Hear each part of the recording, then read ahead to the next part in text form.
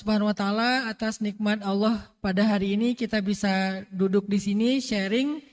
Saya ingin menyampaikan beberapa nasihat dari ulama tentang judul yang diberikan kepada saya, Parenting Islami. Ini bukan nasihat saya, tetapi saya juga sedang belajar karena saya punya 6 orang anak. Yang paling gede itu kelas 2 SMA, tetapi homeschooling. Nomor 2 kelas 3 SMP juga homeschooling. Kemudian yang kecil-kecil, alhamdulillah sekarang saya juga bikin sekolah sendiri, namanya Sekolah Rimba Indonesia. Sekolah dengan konsep alam dan gratis dengan kurikulum PKBM. Diknasnya mungkin sekitar 30%, 70%-nya adalah kita konsep sendiri sesuai dengan goals pendidikan yang kita harapkan kepada anak-anak. Sehingga saya juga banyak belajar dari literasi Islam tentang pendidikan anak, baik yang sifatnya formal maupun yang tidak formal. Dari beberapa bacaan itu saya coba rangkum dan hari ini ingin berbagi dengan Bapak Ibu sekalian, dengan ayah bunda sekalian, dengan para guru sekalian, sehingga mudah-mudahan apa yang kita dapatkan dari literasi pendidikan ataupun parenting Islami dari para ulama bisa menjadi sebuah penasaran. Kalau enggak pun menjadi nasihat, menjadi sebuah kepenasaranan untuk kita explore lebih jauh lagi dan lebih dalam lagi.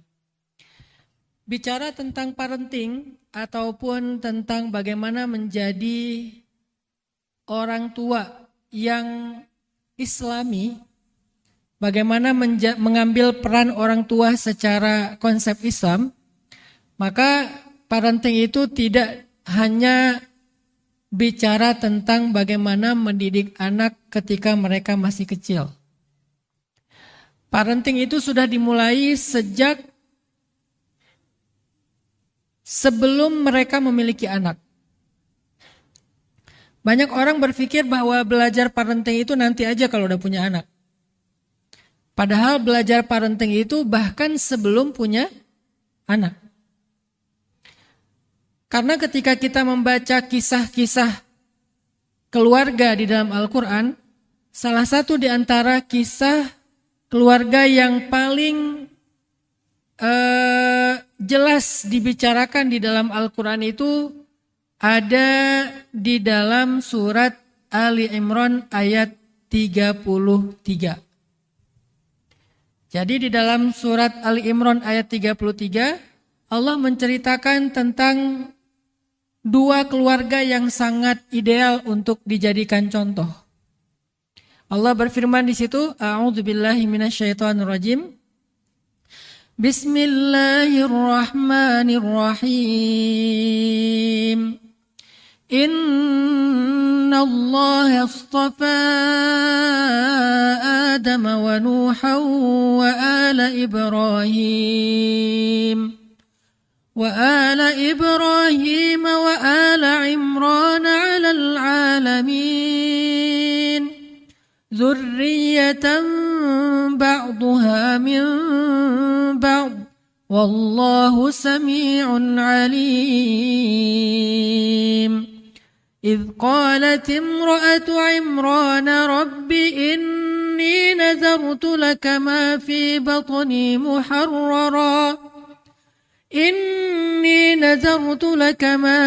بطني محررا فتقبل مني إنك أنت السميع العليم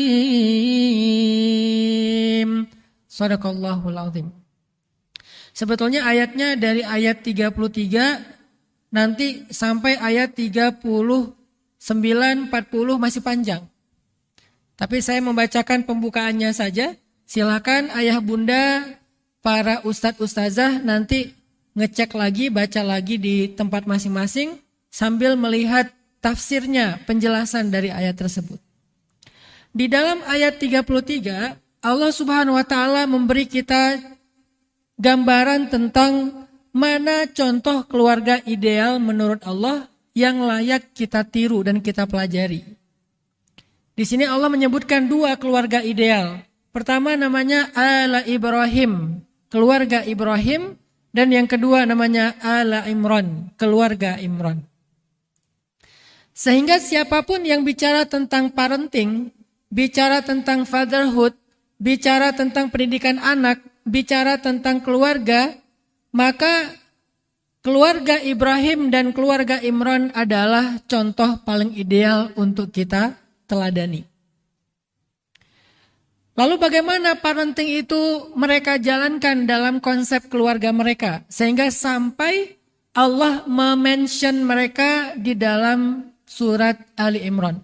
Bahkan surat itu pun dinamakan dengan nama surat keluarga.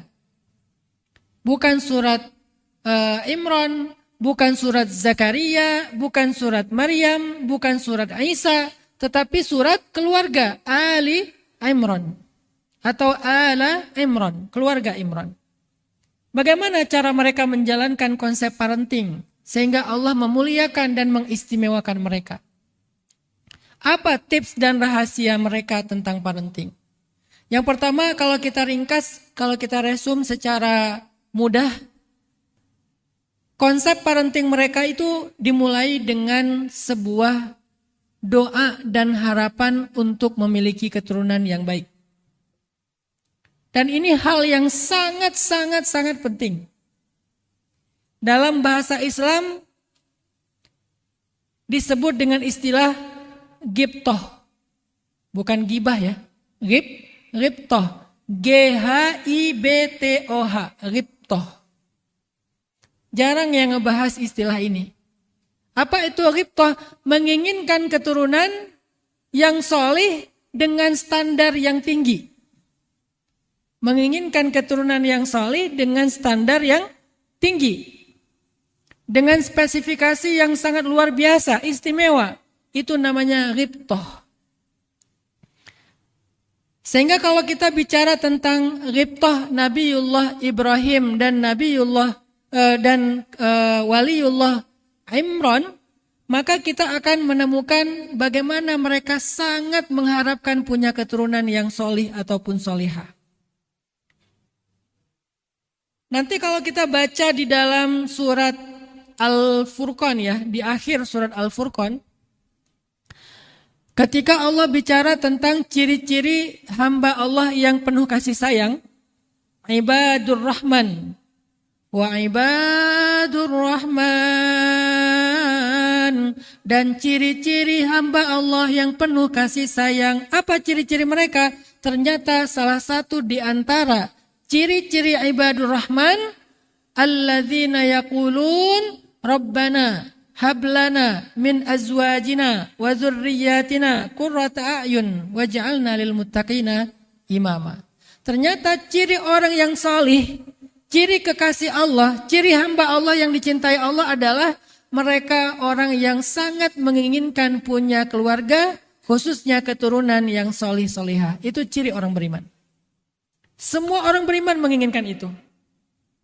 Dan keinginan seorang calon ayah, keinginan yang kuat dari seorang calon ibu, itu akan berpengaruh kepada parenting terhadap anak-anak mereka.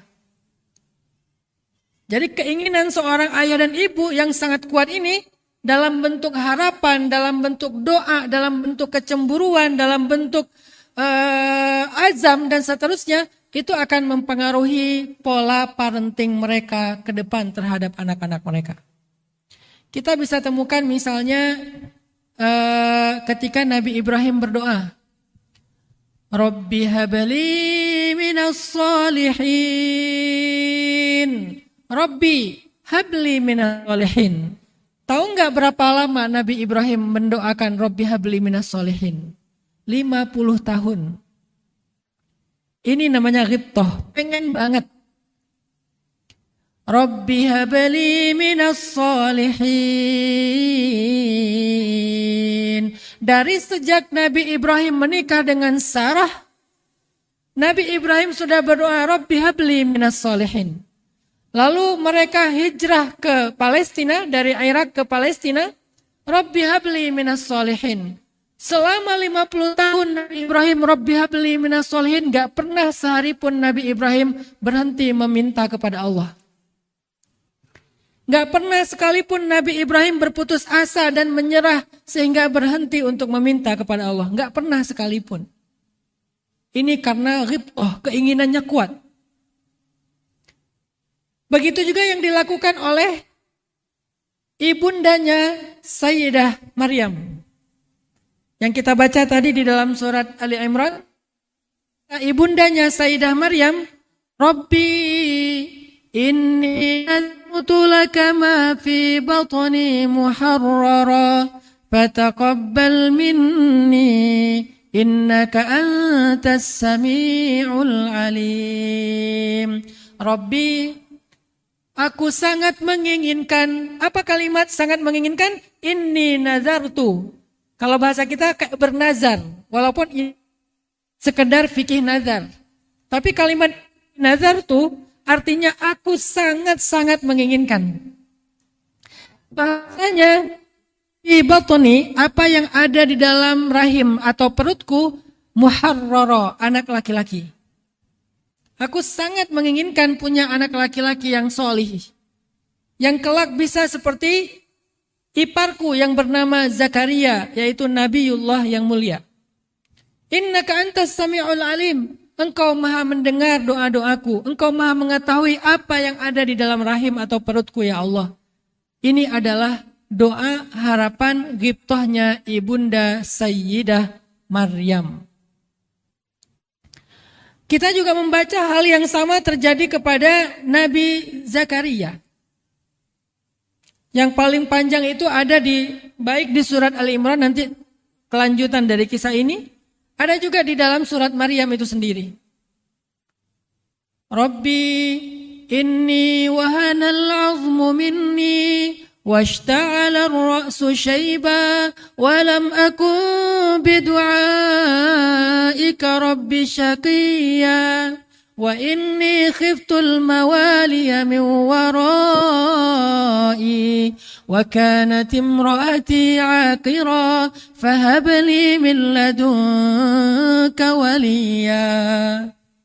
Coba, doanya panjang banget. Rabbi, tulangku sudah melemah. Tulangku sudah bungkuk. Artinya udah tua. Washta'ala ar-ra'su syaiba. Seluruh rambutku sudah bercahaya dengan warna putih. Artinya sudah beruban. Walam akum bidu'aika rabbi syaqiyya. Tapi aku enggak pernah sedikit pun mengeluh dan berputus asa dalam berdoa kepadamu meminta keturunan. Berapa tahun?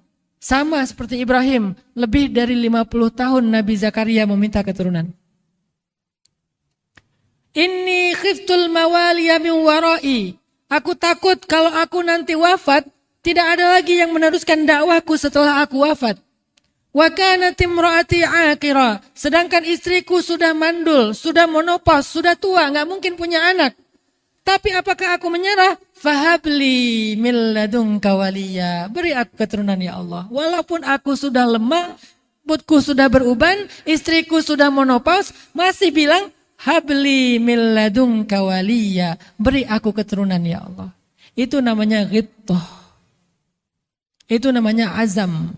Itu namanya harapan dan keinginan yang sangat kuat dari orang tua. Itu penting sekali dalam parenting. Sehingga bicara tentang parenting tadi saya katakan bukan bicara tentang teori bagaimana mendidik anak saja setelah anak itu lahir. Tapi bahkan dimulai dari sejak awal menginginkan punya anak. Baik sebelum menikah apalagi setelah menikah. Dengan keinginan yang kuat, dengan harapan yang besar, dengan konsistensi yang lama, terus menerus berharap kepada Allah. Pada akhirnya Allah Subhanahu wa ta'ala mengabulkan.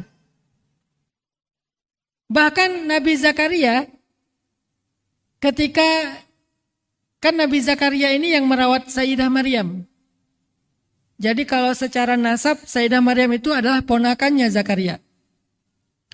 Karena istri Zakaria dengan istri Imran itu adik kakak. Berarti Maryam adalah ponakan Zakaria. Suatu hari ketika Zakaria datang ke dalam mihrabnya Sayyidah Maryam, mihrab itu tempat ibadahnya Maryam. Lalu Zakaria datang membawa makanan, karena yang memberi nafkah makanan sehari-hari itu Zakaria. Ketika Zakaria datang membawa makanan, Zakaria kaget karena di dalam kamarnya Maryam ada makanan yang lebih baik daripada yang dibawa oleh Zakaria. Sehingga Zakaria bertanya, "Ya Maryam, anna laki hadza?" Wahai Maryam, kamu dapat dari mana makanan ini? Apa jawaban Maryam kecil, masih umur di bawah 10 tahun, anak SD. Udah beribadah di mihrab. Apa jawaban anak SD yang kecil ini yang luar biasa soleha ini? Jawabannya ketika ditanya, dari mana engkau dapatkan makanan ini wahai Maryam? Bukankah selama ini paman yang membawa makanan kepadamu? Apa jawaban Sayyidah Maryam? Huwa min indillah. Makanan ini dari Allah langsung. Dikirim dari surga. Langsung, tidak pakai beli di pasar. Nggak pakai GoFood, GrabFood. Nggak ada. Benar-benar datang dari surga. Huwa min indillah. Ini dari Allah. Inna Allah yarzuqu man yasha' bighairi hisab. Allah maha memberikan rezeki kepada siapapun tanpa ada batas. Ketika Zakaria melihat betapa hebatnya Maryam, ponakannya, maka ayat selanjutnya, Hunalika da'a Zakaria rabbah Rabbi habli min ladunka dzurriyyatan thayyibah innaka sami'ud du'a. Pada saat itu, di tempat itu, bahasa Arabnya apa? Hunalik. Kalau hunaka, di tempat itu. Kalau hunalika, pada saat itu, di tempat itu. Jadi ketika Zakaria ngelihat Maryam dapat makanan langsung dari surga, di tempat itu juga, pada saat itu juga, Zakaria makin pengen punya anak seperti Maryam. Sehingga Zakaria berdoa, Rabbi habli min ladunka dzurriyyatan thayyibah. Ya Allah, beri saya keturunan ataupun keluarga yang baik. Sehingga akhirnya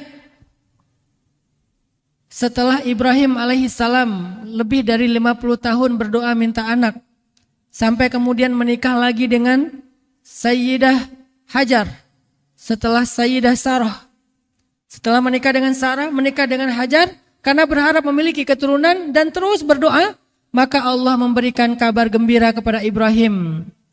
Fabashsharnahu bighulamin halim. Maka kami berikan berita gembira kepada Ibrahim bahwa dia akan punya anak laki-laki yang sangat penyabar. Coba. Belum ada parenting, tapi anaknya udah jadi. Belum ada kurikulum, belum ada program, belum disekolahin, tapi udah punya sifat. Apa sifatnya? Halim, sangat penyabar, nggak pernah marah. Ini rahasia besar nih. Kalau kita bertanya gimana mendidik anak biar nggak emosi, biar nggak temperamen, biar nggak tantrum, biar nggak marah-marah, biar nggak kasar, biar nggak suka mendebat orang tua. Kita bicara tentang kurikulum, kita bicara tentang program. Padahal Al-Quran sudah menyinggung itu, bahkan itu bisa dilakukan sebelum anak itu lahir. Fabashsharna, kami berikan berita gembira kepada Ibrahim. Dengan apa? Bighulam, anak laki-laki, ghulamin halim, anak laki-laki yang sangat penyabar. Halim, hilmun, itu sifat penyabar yang tidak mudah marah. Apakah cuma satu? Dikasih lagi dengan berita gembira kedua. Bighulam, anak kedua. bighulamin alim. Anak pertama namanya ghulamun halim. Anak kedua namanya ghulamun alim. Apa itu ghulamun alim? Anak yang sangat bijaksana dan cerdas. Anak pertama yang halim namanya Ismail. Anak kedua yang alim namanya Ishak. Jadi belum ada parenting konsep, belum ada pendidikan apapun dari orang tua, udah punya sifat mulia. Yang satu sifatnya adalah halim, sangat penyabar. Yang kedua sifatnya alim, sangat bijaksana dan cerdas. Apa rahasianya? Ghibtoh. Ghibtoh itu apa tadi? Keinginan yang kuat, besar, dan standarnya tinggi. Harus punya standar, harus punya spesifikasi yang jelas. Sehingga dengan spesifikasi yang jelas itu, Allah akan berikan langsung sifatnya seperti yang kita inginkan. Belum jadi dalam program parenting, belum ada. Tapi karena keinginan kita jelas, Allah berikan seperti yang kita inginkan. Dan saya membuktikan itu sendiri. Saya pengen punya anak, ketika saya pengen punya anak, saya ghibtoh. Jelas, anak yang saya inginkan itu kenapa? Harus ada lillahnya, nggak boleh hanya karena nafsu. Pertama lillah, kedua spesifikasinya apa? Saya pengen banget punya anak laki-laki yang gondrong. Sampai segitu, yang gondrong. Karena para nabi itu rata-rata gondrong, segini rambutnya. Dan ketika saya bikin sekolah rimba Indonesia, peraturannya nggak boleh melarang anak untuk memanjangkan rambut. Saya orangnya out of the box. Kalau di banyak sekolah harus pendekin rambut, katanya biar rapi. Menurut saya justru para nabi itu simbol kerapian. Teladan dalam kerapian, dan mereka gondrong segini. Sehingga Yahya gondrong. Ada anak angkatan kedua, karena ini baru 2 angkatan. Yahya sekarang naik kelas 2, kelas 1-nya. Dia datang pas tes sekolah rimba kita, tesnya 2. Pertama tes sosial emosional, yang kedua tes Al-Quran. Nggak ada tes yang lain. Nah pas dia datang rambutnya gondrong, saya udah langsung tertarik. Wah ini bagus nih, jadi model kelas 1 nih. Karena Yahya udah di angkatan pertama, di angkatan kedua udah ada juga yang gondrong. Pas dia udah lulus, sama neneknya dipotong. Saya yang teriak, aduh kenapa dipotong? Saya pikir kalau di sekolah itu masuk SD harus rapi, makanya sama neneknya suruh potong. Wah padahal di sekolah kita justru dia diterima gara-gara gondrong. Artinya saya pengen punya anak laki-laki, gondrong, lembut, detail. Dan saya akan kasih dia nama favorit saya, yaitu Yahya Ayyash. Bahkan udah punya nama. Namanya Yahya Ayyash. Saya doa di Masjidil Haram pas lagi umroh. Rabbi habli min ladunka waliyah. Ismuhu Yahya. Akhirnya pulang umroh istri saya hamil. Hamilnya ringan banget. Ini anak ketiga. Dua kakaknya gak seringan ini. Ringan, gak ada komplain, gak ada keluhan. Nyaman. Lahirnya 9 Zulhijjah, Yaumu Arafah, pas sepertiga malam terakhir, ketika kita sedang tahajud, istri saya lahiran, nggak ada suara, nggak ada, nggak ada. Lahir irama, suaranya pakai irama. Hah, ini udah ada iramanya nih, baru lahir, lembut. Sampai sekarang dia adalah seorang anak yang spesifikasi yang saya inginkan itu ada pada dia. Anaknya lembut, dan karena di sekolah rimba itu kita pakai beberapa mazhab psikotes. Jadi semua siswa sekolah rimba itu ada kode psikologinya di nama mereka. Kenapa pakai kode psikologi? Misalnya dia feeling extrovert, berarti dia FA. Yahya Ayyash FA. Kenapa? Biar gurunya tahu bagaimana berkomunikasi dengan anak feeling. Yang berbeda berkomunikasi sama anak thinking. Berbeda komunikasi sama anak insting dan seterusnya. Jadi kan guru gak hafal semua siswa. Ini anak apa? Makanya di namanya itu ada kode. Oh Yahya FA, feeling extrovert. Sehingga dia lembut banget. Kalau bicara sama Yahya itu harus pakai bahasa perasaan. Gak boleh saya menegur Yahya dengan bahasa saya. Saya thinking extrovert. Bikin program, bikin sistem, orang thinking. Dia feeling. Sehingga kalau Yahya berbuat salah, saya akan bilang, Yahya kalau Yahya kayak gini, Baba sedih. Nah itu kena di dia tuh. Tapi kalau Yahya kayak gini, nanti Yahya nggak akan dapat nilai apa, Yahya nggak ngaruh. Tapi kalau misalnya sedih, itu kan feeling, perasaan, oh masuk. Karena dia yang saya doakan adalah anak yang feeling, anak yang lembut, yang kalau berharap namanya itu Yahya Ayash. Yahya Ayash itu nama 3 tokoh. Saya nggak pernah ngasih nama anak, cari di Google nggak pernah. Semua nama anak saya itu standar, nama tokoh. Kenapa nama tokoh? Ghibtah. Saya pengen anak itu seperti tokohnya. Pertama, 3 tokoh itu namanya Yahya, Nabi Yahya nanti kita bahas. Yang kedua Ayash, Ayash itu sahabat Nabi Muhammad. Yang ketiga Yahya Ayash adalah seorang tokoh ataupun mujahid Palestina yang ada di Gaza. Insinyur.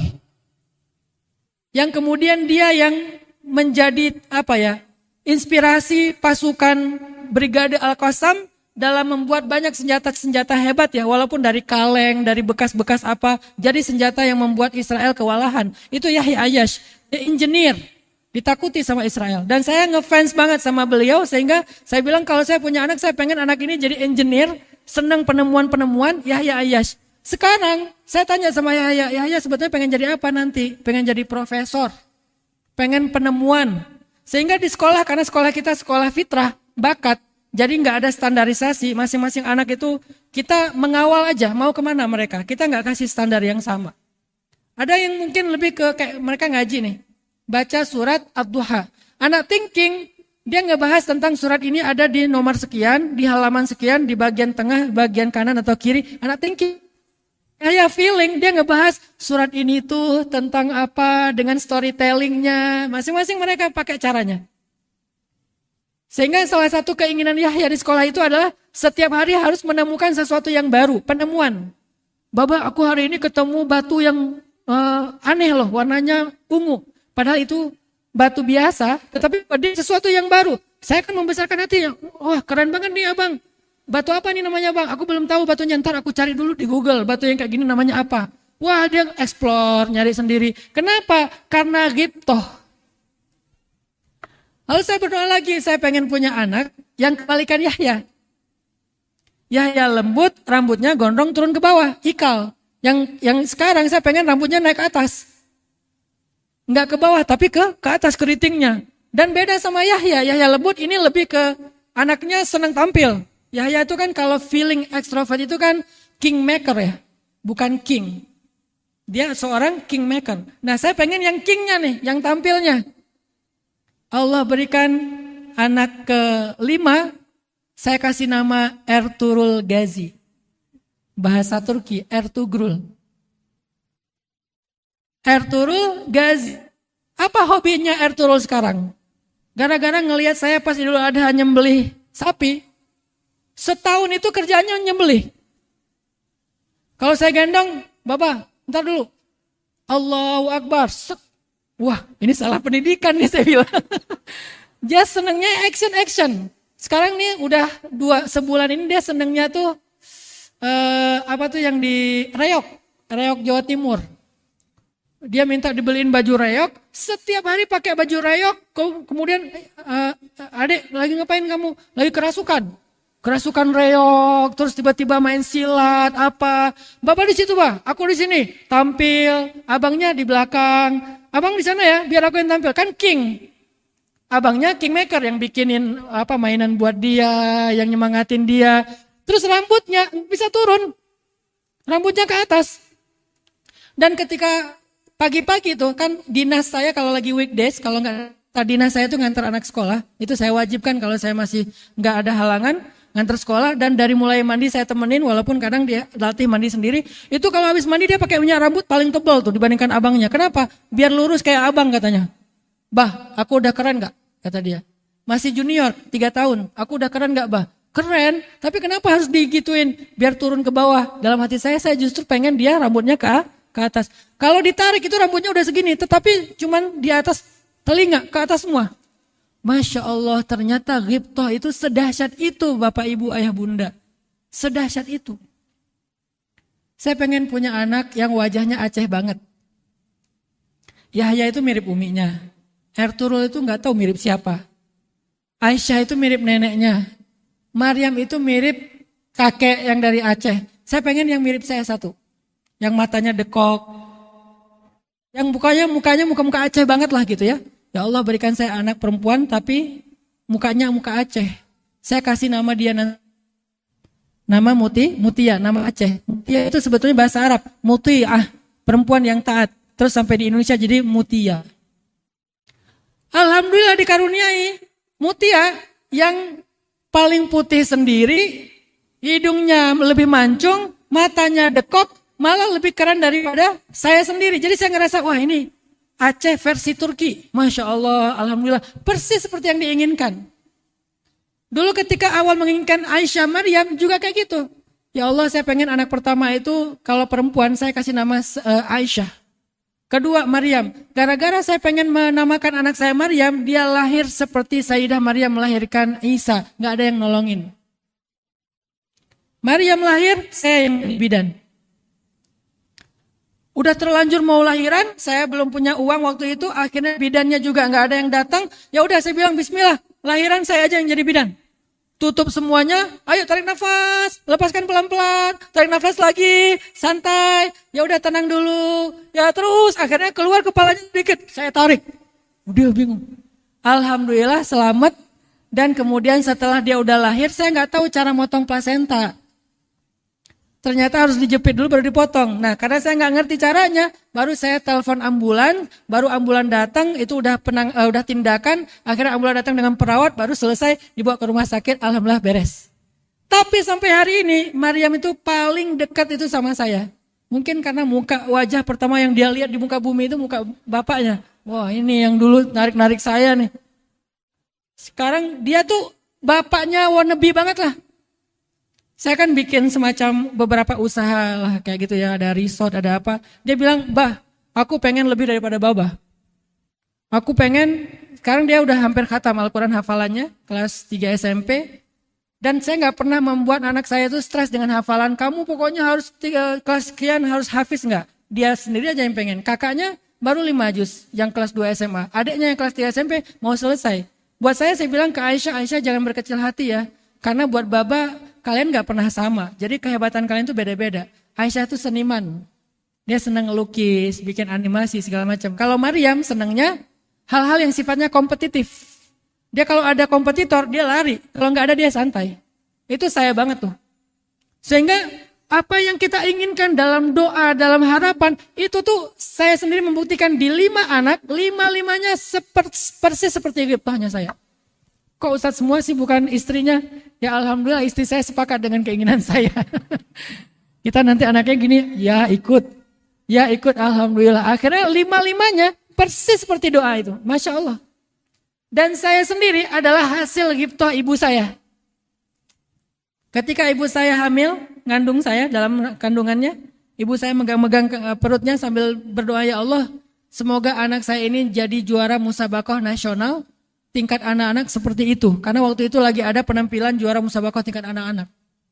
12 tahun kemudian saya ikut musabaqah di Pekanbaru Riau, tingkat anak-anak, tilawah juara 1 nasional dari Aceh.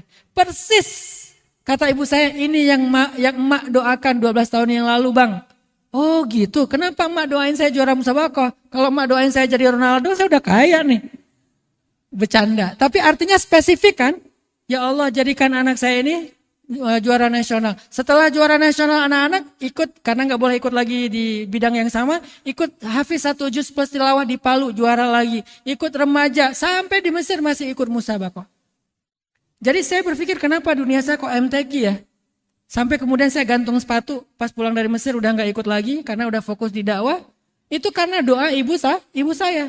Tapi saya nggak bisa lepas dari dunia tilawah Al-Quran, baca Al-Quran. Yang anak-anak muda senang dengan dakwah saya itu salah satunya adalah bacaan Al-Quran. Itu doa dan Ghibtah ibu saya. Sekarang pertanyaannya, kita pengen punya anak, Ghibtah nggak sih? Atau yang penting punya anak? Keinginannya kuat nggak? Seperti apa anak yang kita harap? Siapa teladannya yang kita pengenkan supaya dia seperti orang tersebut? Itu harus jelas, maka jadilah dia seperti yang kita harapkan dengan seizin Allah. Makanya Ismail sudah punya sifat mulia bahkan sebelum dididik oleh Ibrahim. Namanya Halim. Sehingga ketika Nabi Ibrahim ingin menyembelihnya, Ismail gak marah sama Ibrahim. Padahal udah ditinggal bertahun-tahun. Baru datang udah mau nyembelih. Kan harusnya marah dong. Ayah tuh bener ya. Tega banget ya sama aku. Udah bertahun-tahun ditinggalin, sekarang datang-datang mau memisahkan aku dari mama. Aku mau disembelih, kok ayah tega sih sama aku? Ayah jahat. Sinetron. Nggak ada dalam cerita Ismail seperti itu. Mendebat ayahnya, marah kepada ayahnya, tersinggung dengan ayahnya. Nggak ada, kenapa? Karena dia ghulamun halim. Sehingga jawabannya apa? Ya abati al tu'mar. If'al ma tu'mar. Satajiduni insyaallah minas sabirin. Wahai ayahku tersayang. Masih ngomong tersayang coba. Padahal mau disembelih. Wahai ayahku tersayang. Lakukan apa yang Allah perintahkan kepada ayah. Ayah akan mendapati aku termasuk orang yang sabar. Sabar, halim. Dari sebelum lahir malah. Satu lagi, Ishak, alim. Sangat cerdas. Akhirnya punya keturunan juga yang hebat, namanya Yakub. Punya lagi keturunan yang ketiga, namanya Yusuf. Jadi dari garis Ishak itu semuanya cerdas-cerdas. Dari garis Ismail, sabar-sabar. Termasuk yang luar biasanya dari garis Ismail muncullah sosok yang paling sempurna, Nabiullah Muhammad Sallallahu Alaihi Wasallam. Ini namanya ghibthah, dahsyat. Bagaimana dengan kisah Zakaria? Allah berfirman, setelah 50 tahun lebih Zakaria, Rabbi habli min ladunka waliya, Rabbi.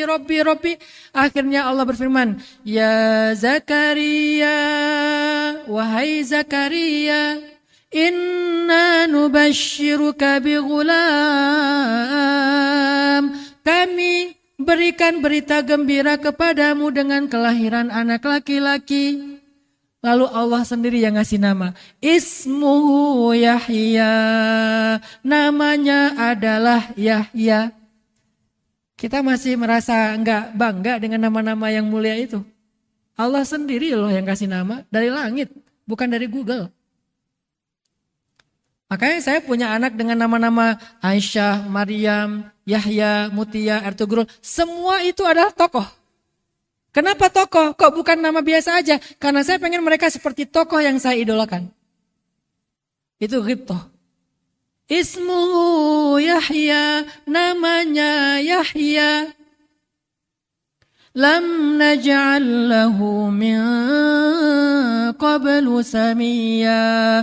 Kami tidak pernah menciptakan anak seperti dia sebelumnya. Udah ada spesifikasi yang istimewa. Gak ada yang kayak dia. Nanti diperjelas lagi di ayat yang berikutnya. Wa atainahul hukma sabiyya. Ketika dia masih kecil, dia sudah punya banyak ilmu dan kebijaksanaan. Yahya. Saking lembutnya Yahya, mungkin kalau sekarang Yahya ada tes psikologinya, dia feelingnya luar biasa loh. Kenapa? Yahya itu mudah tersentuh. Dibacakan Taurat sama Zakaria, langsung nangis. Pernah suatu sore, Zakaria nyari-nyari Yahya seharian gak ketemu. Di mana Yahya? Aina Yahya? Aina Yahya? Gak ketemu. Cari gak ketemu, akhirnya Zakaria nyari ke hutan. Pas nyari ke hutan, ternyata ketemu Yahya sedang duduk di pinggir satu lubang, kayak kuburan. Tapi gak ada isinya. Lubang, Yahya duduk di situ. Akhirnya Zakaria duduk di sebelah Yahya nanya, Ya bunayya, malham, malhazan. Wahai anakku tersayang, kenapa kamu sedih? Kenapa kamu nangis di sini? Jadi kalau kita storytelling tentang kisah Nabi itu, pakailah nada adegan. Jangan pakai nada orasi. Ya, nggak gitu ngomongnya. Ini lagi ngomong sama anak. Orang tuanya duduk, jangan tinggi. Harus sejajar. Sehingga Nabi Zakaria duduk di sebelah anaknya. Ya bunayya, anakku, malham, kenapa kamu sedih Yahya?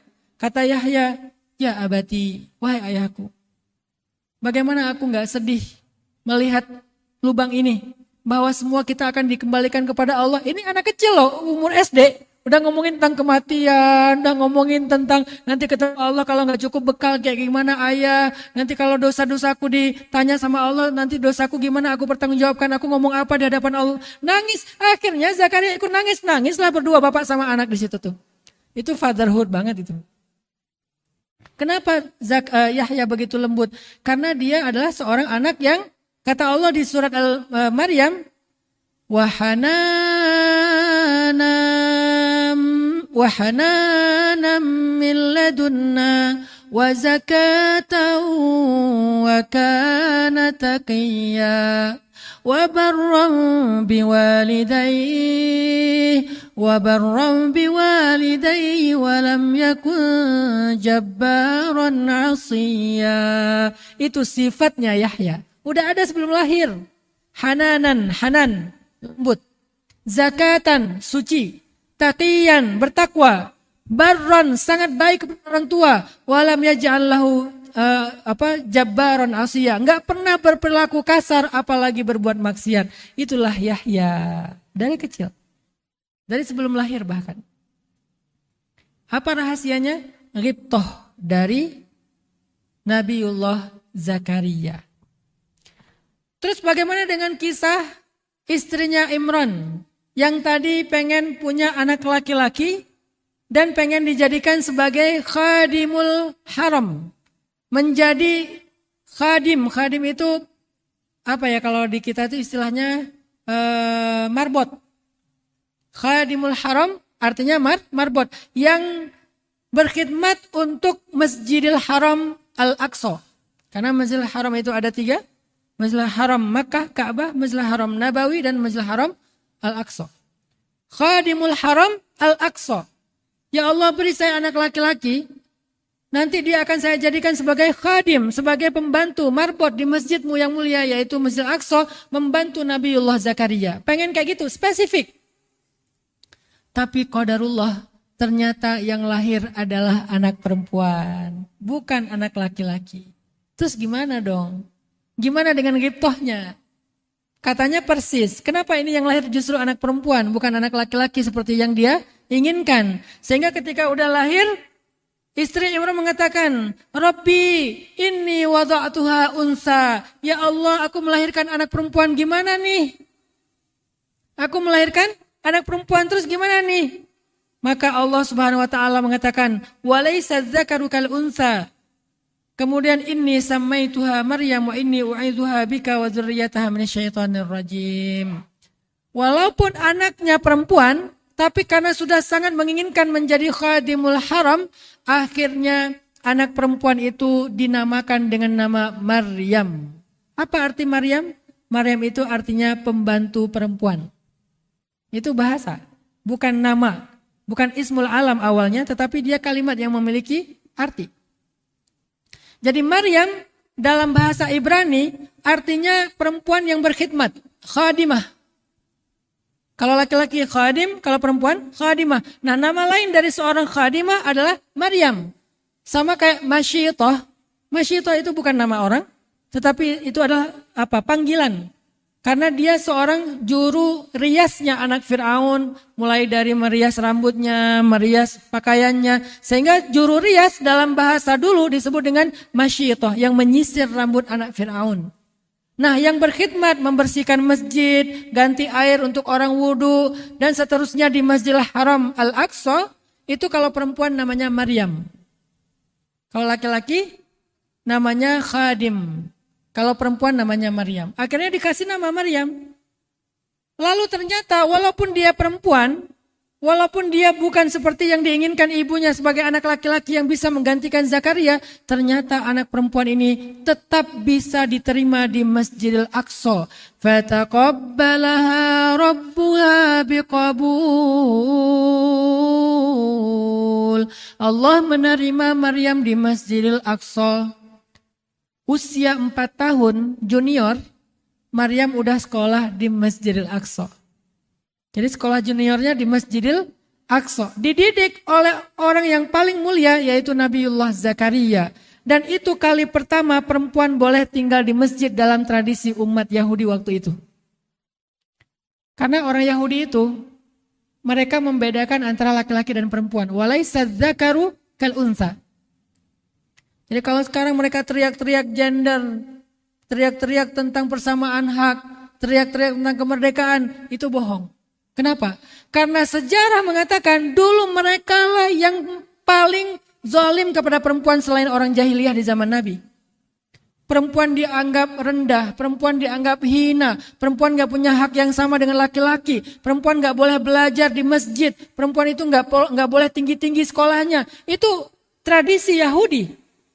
Tapi dengan kelahiran Sayyidah Maryam, Allah ingin merubah tradisi itu untuk menyamakan antara hak laki-laki dengan perempuan. Berarti agama Tauhid adalah satu-satunya agama yang selalu menghargai perempuan baik dari zaman Taurat, Injil sampai Al-Quran. Udah punya konsep menghargai perempuan sejak dulu, bahkan ketika sejarah merendahkan perempuan. Walaysa dzakaru kal unsa, laki-laki gak sama dengan perempuan, perempuan gak usah sekolah tinggi-tinggi. Dengan lahirnya Maryam, Allah rubah. Akhirnya untuk pertama kalinya, fataqabbalaha rabbuha biqabulin hasan. Allah menerima perempuan sekolah di Masjidil Aqsa. Itu apa? Angkatan pertamanya perempuan di Masjidil Aqsa diterima. Lalu dari Maryam tumbuhlah dia menjadi seorang perempuan yang sangat istimewa, satu dari 4 perempuan yang sempurna di muka bumi. Asiyah, Maryam, Khadijah, Fatimah. 4 perempuan yang sempurna. Kalau Aisyah itu bukan perempuan sempurna tetapi perempuan istimewa. Bahasanya beda. Kalau 4 ini sempurna, kalau Aisyah istimewa. Maksudnya istimewa nggak akan nggak akan lengkap kalau nggak ada Aisyah. Jadi 4 perempuan ini nggak lengkap kalau nggak ada yang kelima. Apa yang kelima? Sayyidah Aisyah. Masing-masing mereka punya kehebatan masing-masing. Maka tumbuhlah Maryam, fa'ambataha nabatan hasan. Tumbuhlah Maryam dengan pertumbuhan yang baik. Sampai kemudian Allah kabulkan doa ibunya Maryam. Lewat Maryam muncullah anak laki-laki yang lebih hebat daripada ibunya, yaitu Sayyidina Isa alaihissalam. Akhirnya keluarga Imran punya 2 sekaligus. Anak perempuan mereka dan cucu laki-laki mereka. Dua-duanya soleh dan solehah. Persis seperti yang diinginkan oleh neneknya Isa, yaitu istrinya Imran. Punya anak yang nanti akan mereformasi Masjidil Aqsa dari berbagai macam kejahiliahannya orang Yahudi. Dan dia adalah Rasul yang menerima kitab suci. Kalau Zakaria, kalau Yahya bukan Rasul tetapi Nabi. Sedangkan Isa Rasul yang menerima kitab suci yaitu Injil. Inilah dahsyatnya Ghibtoh. Hari ini saya mungkin gak bisa bahas tuntas semua konsep parenting Islami, tetapi saya pengen ngasih sharing nasihat yang jarang dibahas tentang dahsyatnya parenting dalam Islam, bahkan dimulai dari sebelum memiliki keturunan, bahkan kadang sebelum memiliki pasangan. Pengen banget, keinginan yang kuat, jelas maunya apa, seperti apa sifat-sifatnya. Dan itu semuanya karena Allah Subhanahu wa taala, Allah wujudkan insya Allah. Mudah-mudahan Ghibtoh ini bisa kita coba terapkan dalam kehidupan kita. Bagaimana kalau anak udah lahir Ustaz? Masih bisa digiptohin enggak? Masih. Tapi mungkin harus dibantu dengan effort kita dalam mendidik. Kalau belum lahir dia udah jadi, bahkan sebelum lahir udah jadi sifatnya. Kalau udah lahir ya kita harus mengusahakannya, mendidik dengan terbaik. Tetapi tidak ada pendidikan yang lebih baik daripada pendidikan memberikan contoh, daripada sekedar memberikan narasi. Ini yang berat sebetulnya, semua kita tahu. Tapi kadang-kadang PR-nya dari ayahnya nih. Makanya saya punya program fatherhood.